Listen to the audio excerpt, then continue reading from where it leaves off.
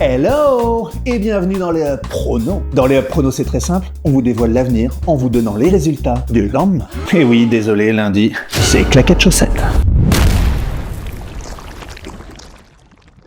Dis Maurice, t'as une sacrée collection de jerseys NBA, mais t'es sûr qu'on en aura pour toute l'année? Une fois n'est pas coutume, on va commencer avec les joueurs de la semaine ainsi que les classements. Côté Est, le joueur de la semaine n'est autre que Giannis Antetokounmpo, 36 points, 16 rebonds, 7 passes, des très grosses stats, mais quand même une défaite. Perso, je l'aurais plutôt donné à Maxi. Les Sixers n'ont pas perdu un seul match, 3 victoires, 0 défaite. Exactement le même bilan que les Bulls, les deux grosses surprises de cette conférence. Derrière, on retrouve les Cavs, tranquillement installés à 3-1. Deux grosses déceptions pour ce début de saison, les Hawks et Orlando, avec seulement une victoire pour 3 défaites. Pour faire simple, Atlanta ne défend pas et Orlando met pas un panier externe. Le joueur de la semaine de la conférence Ouest n'est autre que notre Wemby national.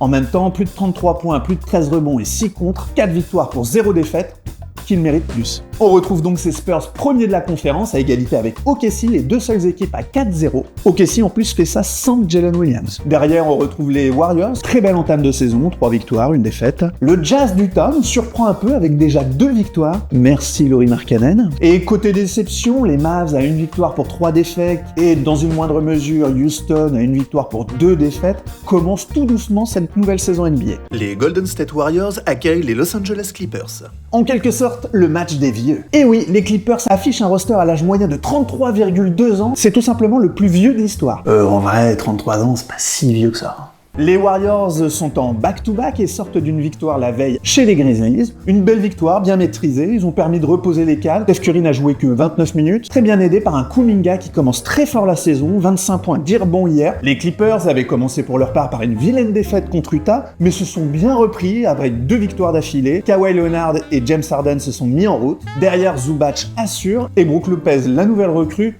offre une alternative à l'intérieur. Bien évidemment, Bradley Beal est toujours absent.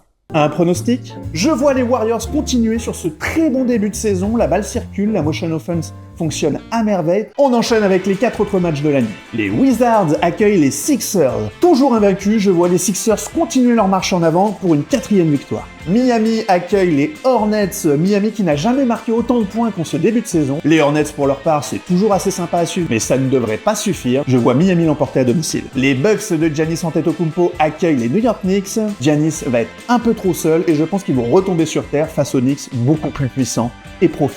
Et enfin, OKC accueille les Sacramento Kings. Qui sera la première équipe à faire tomber OKC? Sûrement pas les Kings. Victoire d'OKC. Et c'est déjà fini pour aujourd'hui. Partagez, likez, regardez-le en famille. Et promis, la prochaine fois, je mets des chaussures. À bientôt.